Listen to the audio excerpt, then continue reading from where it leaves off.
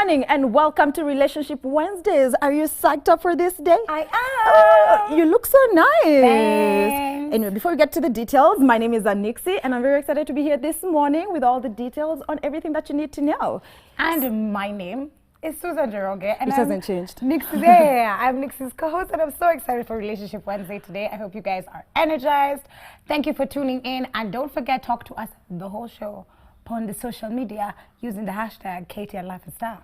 Hashtag Relationships Wednesday. Yes, sir. So, getting into the details, who dressed you? So I was styled this time. Tunaenda tu upgrade. Uliacha kunini bedroom yako. Yeah. But the clothes in my wardrobe are hover. They're hover. So I had to find a solution. I was styled by Wendy Styles. She's impeccable. I'll tag all the details on my social media, even where the dress is from. Yeah. The jewelry and the shoes are mine. Okay, we're sorry. Yeah, but the dress is like super cute. Thank you, Wendy. Shout out to you. Oh, and my outfit, in case you're wondering. It's super awesome. I love actually the got suit. it tailored. Shout out to you, Madam Wanjiko. Really? You're doing a good job. Yeah, these Wanjikos are on it. That's all I'm saying. Anyway, so you know the drill. We're going to start with what's been trending on the social. And then after that, we're going to have DMC, Deep Meaningful Conversations, where we really delve in and get into the thick of things for our main topic of the day. Definitely. And right after that, we're going to have Keeping It Real, where you use the hashtag Katie and Life and Style, hashtag Relationship Wednesdays.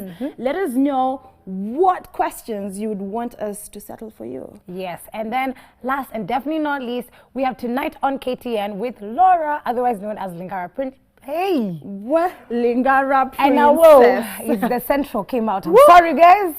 Wanjiko.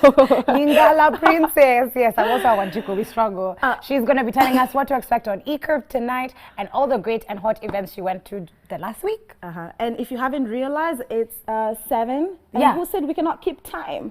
We Africans are timekeepers. Amen. Hashtag Eliud Kipchoge. Did you see And what he did? who didn't see what he did? That guy put Kenya on the map. But you know something? We have been on a roll. Because so he's broken the record as the first human, not just man, not just human. Look at that picture of him I and the wife. know, it's so cute. Yeah, but did you see the memes saw of the how you meme. hug somebody Who's that takes paying your you? money? You know, you hug, because his hug to the CEO of Ineos it was different. Anyway, let's just say. Congratulations to you, Kipchoge. Yes. The funny thing is, so a lot of people are coming to promise him a lot of things. And we have Wanjige who promised him a whole jet. And what I put a deadline? It was by something in November, 28th or 29th. something. 29th. Yeah, I was like, Skr. So no human is limited, but how is your bank Wanjige account could be limited? limited. Yeah.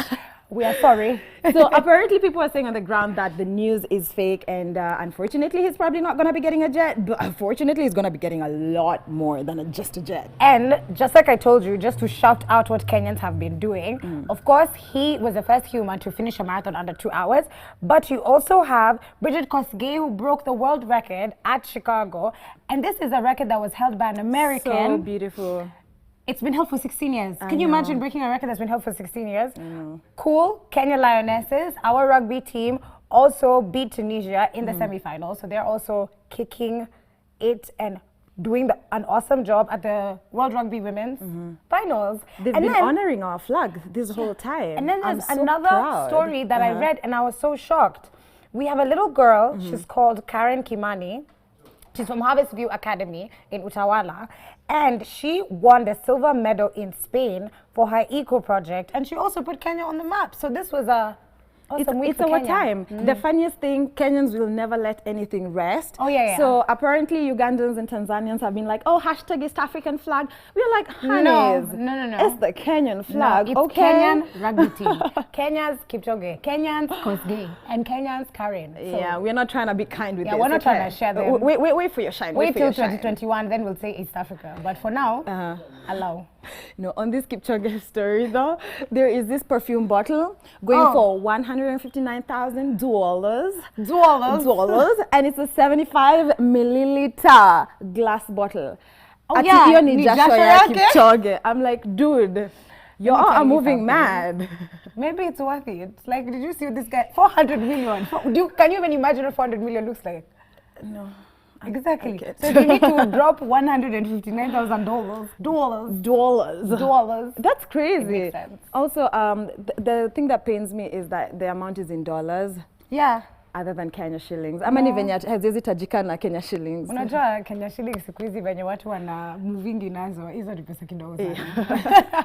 Now speaking of pain, can you imagine, it is your wedding day. It is your special day. And then you are in your white dress, you know, traditional wedding things, and your mother-in-law also decides to wear a white wedding dress to your wedding. No. Not just a white dress, a white wedding dress. Bruh. This is bizarre. But the funniest thing is when I saw the story, I was like, oh, let me go for the tea, let me go for the juice. Yeah. But the lady actually gave a very interesting story. It was actually very emotional. So she went to this store and they had like discounted rates for dresses, and she didn't grow up in a place with money and whatever. Okay. She always wanted to have like a white wedding dress and whatever. So when she saw this one, she was like, I really have to buy because it was in a bargain store. Right. So finally she could afford a white wedding gown. Dress, right. So yeah, it became an emotional story, and it was one of even the maid, or rather the bride. The bride was like, you know what, is actually okay. But the bride Finally, is the one who put that moment. tweet. And let me tell you something. It's sweet. I get it. You finally got to buy a dream dress. It was affordable. Shout out to you. But you could have worn it anywhere else. Not to your future daughter-in-law's wedding, fam. Yeah. Like there's so many functions. You could have just give gone or places take and for worn me. it many times. Yeah. I'm just like, that's scanty, girl. That is not your day. It was your day when you found the dress, but the day of the wedding is not your day. Yo, speaking of ethics, how ethical are these ethics? Ethics! If you don't want to talking about ethics, you know, kina sailors, Ethic entertainment. Ethic entertainment in particular. Yes. How do you use the name ethic and then actually do the opposite? So they have this new song, Thao, and the funniest thing how the song starts is all stolen information. Yeah. It's so obvious. So it's been taken down, right? Of course it's the been video taken down. Is off yeah, YouTube it's been now. taken down. Yeah. But then there are people who've been insisting that it's not yet down. So what they did, there is a fan who actually went and edited it. Yeah, edited it and then put it back on. And okay, I was like, I will okay, give Ethic like, this. good fans. Their fans are they're crazy. very dedicated to the cause. Like, wow. Anyway, so back on Twitter, yeah, we have something else that's trending. I think today everybody was just going mad. Yesterday, everybody's just unethical. So there is this hashtag, I don't know if you've seen it, Yes. hashtag arrest Aratina and Jeanette. But did you see the footage of what they were saying?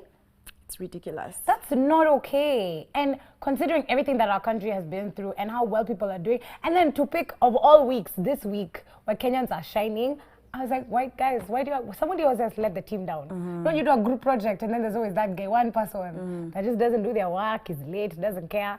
These are the guys who let down Kenya. Yeah, but here is the thing. All these politicians, it's not a new thing where they go on the ground, they really want to get into power, and they sort of like lure people to fight against each other. It is called inciting violence. It's crazy. Honestly, I'm for the hashtag arrest these guys, Aratina and Jeanette. Seriously. I feel like ordinarily no other person would get away with it, so it's not fair that they can talk like that and then it just goes and under then the rug. Again, the percentage of the unemployed youths in our country is crazy. High. So it makes sense that such a good number of people are lured into the whole violence thing because sort of like they're just idle, they're not employed. Yeah. Which, by the way, leads us into our main topic of the day. The issue of unemployment. Yes. Is there a way we can end unemployment in our country? First of all, my question is, some people are under the illusion that anyone who is unemployed, it's your fault, it's your responsibility, there's something that you're not doing right. But then there's also the conversation of there's actually no jobs in Kenya and we have an actual unemployment crisis. Yeah. So it's crazy and it's very heavy because we've been tweeting about it. We talk to you on social media. Remember as well to keep contributing to that using the hashtag KTN Life and Style, hashtag Relationship Wednesdays. You can also DM me at @Ann_Nixie or me at S. I was going to take yours. at Ann_Susan. At S Njoroge _ on Twitter and Surya Common on Instagram. Okay, so right about now, we're going to watch a Vox Pops on exactly what's happening on the ground. And then we're going to be joined by a very late panelist, and they're going to be shedding more light on our topic today. Exactly. Enjoy. Reasons why there are a lot of people in this country who are unemployed currently, I would say one is a lack of enough job opportunities. there are not so many job opportunities in this country. Then 2, I would say corruption. Even for the little job opportunities that are there, you find that most of those jobs already have people who like have already been like employed. It's just being advertised, but most like the jobs already have people, because people use backdoors like to get those jobs.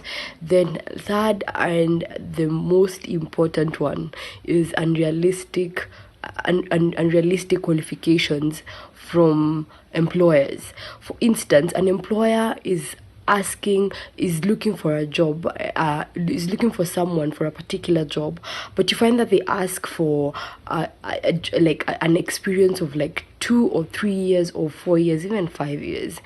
And most of the unemployed people in this country are fresh graduates or people who have graduated and they don't have jobs. So make me understand, how do you expect that person to get to have that experience, yet they have never ever been So you've heard exactly what people have to say on the ground. Remember, you can also contribute to this conversation using the hashtag KTN Life and Style, hashtag Relationship Wednesdays. So right now I'm here with my co-host Susan, and we have Caroline right there. She graduated with a diploma in mass communication from JQuad in 2012. Yes. And has not been employed ever since. And we have Maxine here next to me. She graduated this year in June and has not yet been employed. Yeah. So this leads us to our main topic today, which is unemployment. We're going to try and dissect the challenges that they face so far, and we're going to try and see where the problem is really. So we could start with you, Caroline. Tell us your journey, because 2012, oh my God, it's a really long crazy. time ago. We're nearly headed to a decade. Yes. Yeah, how has your journey been? What are the frustrations that you've experienced? How far have you tried to get through with the jobs? I know these are so many questions, but anza tu mali unasikia comfortable. But look already. But you guys look really nice today. I like how we've matched the red lipstick. Yay! Oh guys, I didn't get the memo. You didn't get the memo. I love how you see us guys have matching prints. Yeah. Yeah, the animal in me salutes the animal in you. Thanks a lot, Susie, and also thanks a lot, my dear colleague here, for giving me this opportunity to come to your studios. Actually, unemployment among the youth is actually a disaster. Yeah. A big disaster. I know agree. why? You're told that the route to the education is bitter, but the fruits are sweet. Sweet. But actually, when we deal with this issue practically, it does not make any sense. Right. Yeah, because we are here asking ourselves, what are we going to be telling our generations that are coming up to study? Yani, tia bidii kwa masomo, ukijua utakuja kukosa kazi, you know? Actually, that is not encouraging at all, and that's why we are here to discuss this major topic. And actually, my story regarding this issue has not been okay. Because after I finished school, I had these high expectations, you know. I've studied mass media, and the next thing I'm imagining is that I will be in the studio, you know. But you know, you don't have someone to connect you there. You take at times your papers in several stations, no feedback, no one is responding to you. At times you attend interviews, no one is giving you feedback, you know. It is actually frustrating. You go back home, and the next thing is you're sinking into depression. Yeah. Yes, and you're having that that inferiority complex within yourself, and actually that is not right. We really need to come up with measures that are going to motivate those people who are unemployed in our society. Yes. Actually, So the way you're talking about not getting feedback and you go for job applications, between 2012 and now, how many places would you say, if you give a rough number, have you applied to? all right. I tried diversifying in different organizations. Okay. Yeah, because when I looked at the communication industry, that it was not working when sending those applications. Yeah. I tried to diversify in other companies, but the jobs that you get there are for hand to mouth.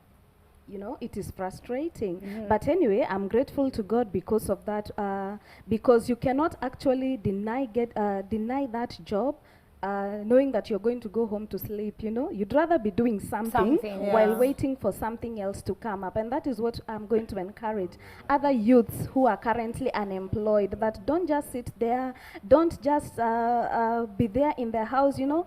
You see, these suicide cases are coming along because of this issue. That's true. Yeah, people who are killing themselves and okay, in fact, I pity the guys in the society, you know. The A pressures guy on them. is seen as a person who is Provider. as a provider, as a Right. person who is actually depended upon. And when you're not able to supply anything, let me tell you, even your relationship won't work. That's true. You see? Yeah. Any check that comes across your way, you have to prove yourself that you You're are capable. able. You are Yeah. capable. Yeah, But if true. you're not able to do so, then Kuna chida. kuna shida mahali. Yeah, it's true. Yes. Maxine, talk to us, tell us what you studied, and then a little bit about how prepared do you feel students are when they're leaving university to go into the job market? I studied business and IT, JQuat, finished December, and then, well, thrown into the world. Right. Literally. Yeah. And then, do you have any expectations so far? Expectations. Because you graduated June, just a few months in. Yeah. Yeah. Do you feel like, oh, what if you end up having over 10 years no employment? Okay, right now, I'm not really worried about my unemployment Okay. because I decided to go back to school again. Oh, really? Ah, Congratulations. right. Okay. Wait, but did you decide to go back to school because you feel like you might wait forever for this employment, or is it something you've always just wanted to do to pursue your studies? It's just something I've always wanted to do. And then again, after the period I was outside, it wasn't really what I expected. What did you expect, and then what did you Yeah. experience? Okay, I interned, Uh-huh. yeah, at CBA. And then after That's a really nice place to intern, Yeah. first of all. Thank you. I interned at CBA for 3 months. It's okay, you're given that chance, but it's not really what you'd expect. Like what you're supposed to do. Right. You're so, like if you're an intern, you're supposed to be like given that opportunity to explore and learn and but you know it's a bank and it has security measures. You're working in IT department, they're still holding back, you know, such There's things. a lot you can't do. Yeah, there's a lot you can't do.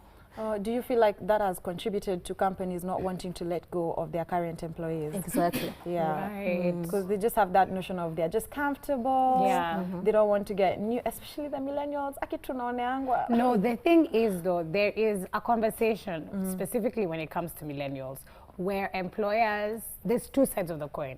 So like you see like the way, and congratulations that you're going back to school, kudos to you.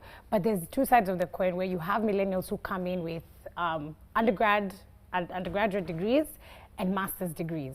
And so you have more paperwork, like academically, than your higher ups, everyone that's hiring you. So they're gonna be like, okay, uyu sasa akikuja, then now what happens? Because they can be promoted very quickly, they're going to take my job. There's that fear, or people have that perception. I don't know whether it's true or not. If you have thoughts about it, by the way, please tell us on It's social true. media. You could be an employer. A lot of people believe that is true.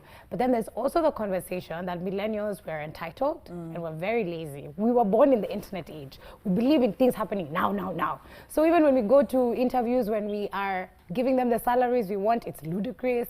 When we want to talk about working hours, we want to work very few hours. When we want, that's also another thing that employers say, is that we don't have patience, we don't understand the concept of hard work and committing to something for a long period of time. So there's two sides of the coin. And that's why, Maxine, I was asking you, and you can also tell us what you think, is when you were in university and you're studying, how do you feel that universities actually cater to you being in the job market? Because everyone, me personally, I'll say, when I left university and I started working, vitu kwa ground by this ilikuwa very, very different to what you are studying and how you think it is in the work world, as opposed to when you actually start applying for jobs and you start working. So do you feel when you were in university, is it an environment that prepares you for the job market? I'll say no and yes at the same time. Okay. When you're in the university, you're actually majoring on the paperwork. most of the years you're on your paperwork. The few years when you go for internship or for these other activities, it is a very short duration actually. And when you go as an intern to wherever you're going, there are places where you go and you are not actually given, you're not designated that job that you actually worked for. You get?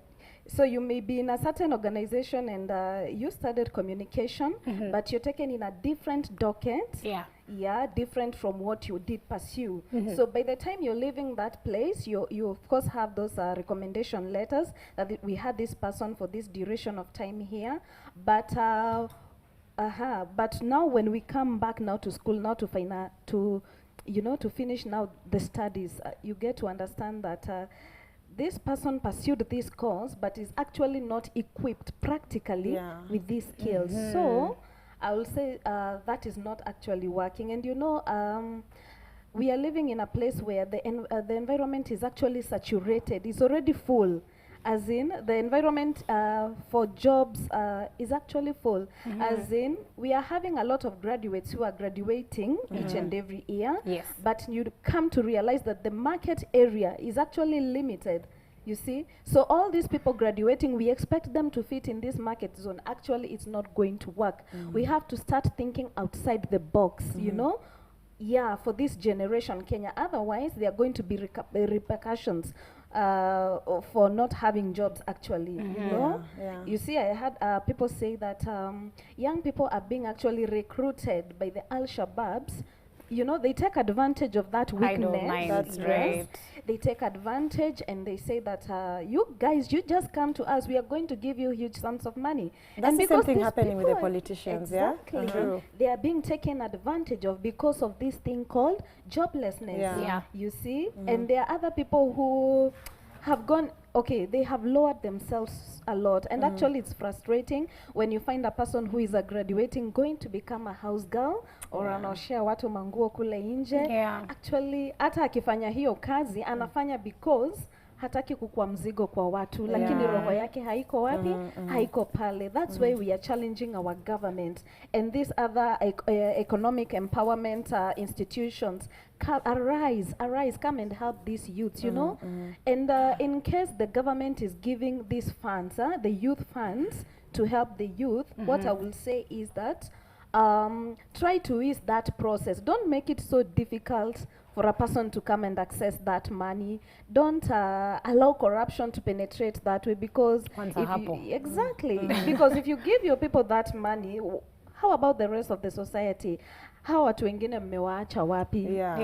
But again, with this generation and with the problem that we have, the unemployment, I liked what you said. People should think outside the box. Try do something for yourself. But then again, there is a line that you said. Wengine wanaenda wanakuwa house helps, hiyo ni sijui nini, hawataki kuwa mzigo and whatever. Do you think at the same time there is this thing that we have in the society where we are very picky about what to do? It's that one of, I've gone to school, I studied law, na ninajua tu kwa damu, I must be a lawyer. That's the thing. So as much as we are thinking outside the box, it's the one of people have to be very open-minded, whatever opportunities come to you. Because again, sometimes when you're interning, something that I've experienced and something that I've heard, is you go for internship somewhere and maybe you were doing accounting or IT, alafu unaenda internship, wewe ndio mtu wa kustaple mavitu, kuweka vitu, una seal envelopes, as in you don't do literally anything. And you deliver them during your internship. Such that when you graduate, oh my God, looking so peng in your gown, but boom, nobody wants to employ you. This is so true. I know. Anyway, so we're going to continue this conversation right after this short break.